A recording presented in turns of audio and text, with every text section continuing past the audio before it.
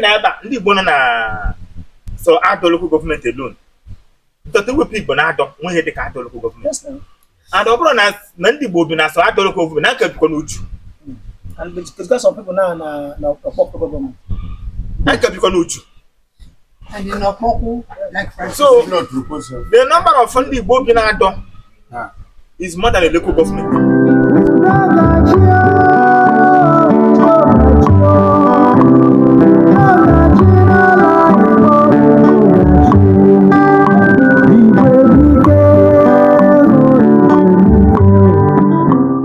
The way he was moved, nobody knows. He suffered. The first and the only examiner appointed to state position. Understand? the only. Till today, that's the end of it. Nobody goes there again. But when we come to election, they will call us. Just like sweater, using it when the heat will come, you feel it in the dust. When the mental is not working. So, my people, I wouldn't know better. We now go and the steps. The way you know to Anyaka. Just give us the step. Then we'll now download it. We'll now download that. They will not be able to have a ground of the splitting information. Because this kind of information have come before now. After go there. When they get us now, came enjoy our drink and the fire one go. Only how many? Because of the question, the one now this and that. Meaning I can name up to 5 or 6 groups have come since 1999. That today. Nothing. We benefit with the Okay. So give us the step, the modalities on how it will come. Then we'll now build from that mantra. And then for the thank you. Okay. Right. Before then, please clap. Another form, see that if you hide yourself, you can slap the spirit. He played with the Michael. So this my young man also on a big way, Nathaniel said that in our condition, we have to come collectively and pursue it. If you scatter, we can never succeed. At all. Divided before. No, yeah, they are afraid.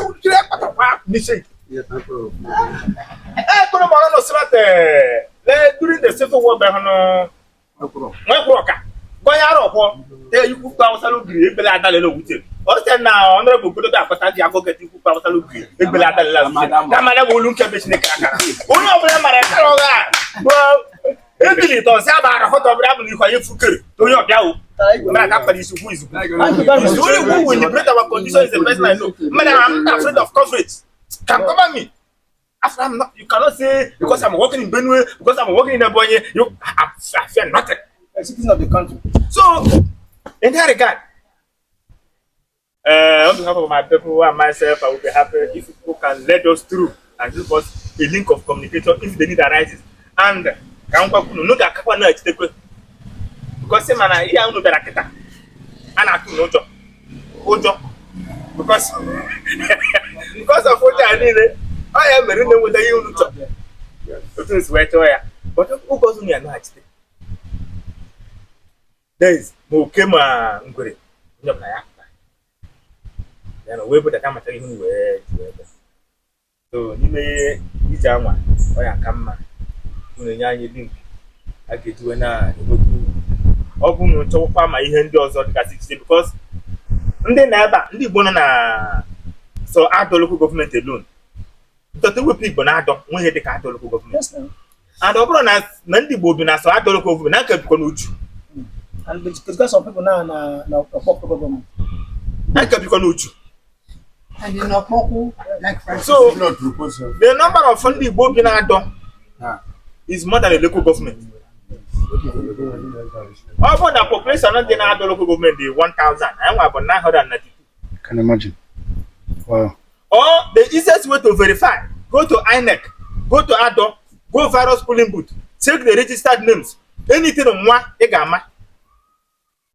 If I find the body of an ADO, nka brozena na akako. So, no. Udo. Uzu nisi webia. between Nana and Udo. He say. Onwe ihe m chọrọ iti gị biko achọrọ m biko eweliwe biko aga m emepụkwa that same appeal because ihe niile a na-ekwu ebe na ntị m, how do I translate it? It's only me that is listening. The world is not listening, but you have a lot of grievances that you are sharing here and the world is not hearing it. Just like you said, yeah, that in Ikuku, they say, onye na-ezo cannot be noticed. If you are hiding, how will your story live here? It is just trapped in these trees. Actually, see, you don't understand the gravity of what we are doing. You people does not understand the weight we carry here. The weight, this gathering now. I might not need the entire village. These few honorable men here is enough. But if which I will come back again, maybe to commission whichever thing that we are going to put here. It's going to quote now. A lot of people are there. A lot of people are there. I mean, a lot of people. Yes, that is them. They are not we. This is the Unified Igbos Now movement. Ndi IGBO Cultural and Social Enlightenment for Unity Foundation. Listen to the name. Ndi IGBO Cultural and Social Enlightenment for Unity Foundation. Championing the Igbo aid. I charge me anything from you. The community has nothing to pay. You will pay nothing. If water is your problem, by the grace of God, Ndi IGBO shall provide water. I will see to it. By the grace of God, it's not. I am speaking out of authority because I know the people that I am serving, that I'm working for. I chose to work for Ndi IGBO. They say, but there is one thing. If you work for Ndi IGBO, you will never go back in shame. Exactly. Nobody have done it. The only people that come back in shame are people who serve Nigeria. I am sorry to say that. Yeah, I am not speaking out of as a or in a sensationalist tone. But I am culturally inclined in Ali Igbo. The betterment of Ali Igbo through culture, because that is where we are powerful. Our power lies in our culture, our tradition, who we are, our identity.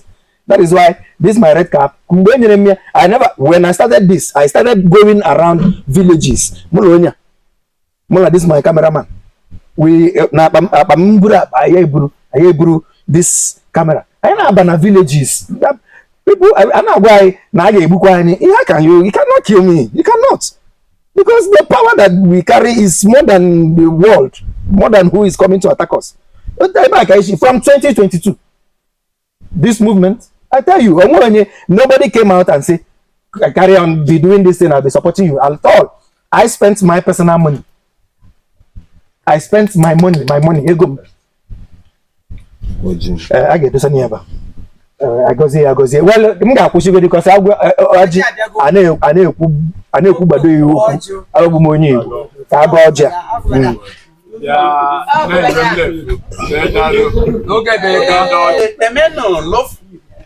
was supposed to be in the meeting Adam. Not possible.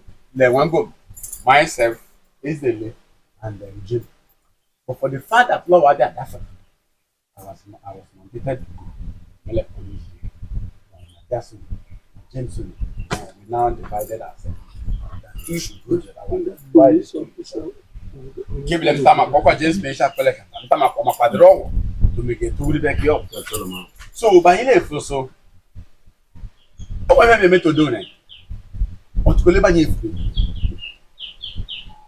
I is the one you talk about. Let me get to the all the way by Igreja Contact.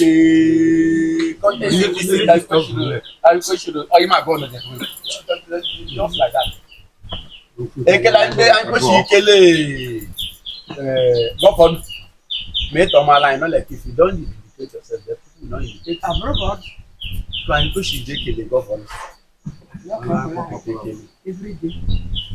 All gone, all because of political interest. Not what they are doing. And that is why we are having problem. So, where is it taking us to? As we are all those things is not working. Therefore, video that I'm going to play. Tabata ye video. Emege to wa ni I don't like it. So that's not one look at video ye the one ye you do be. I will talk. What are we talking about? Fuck on you no me no so on. Chief, ọbụla nye with the time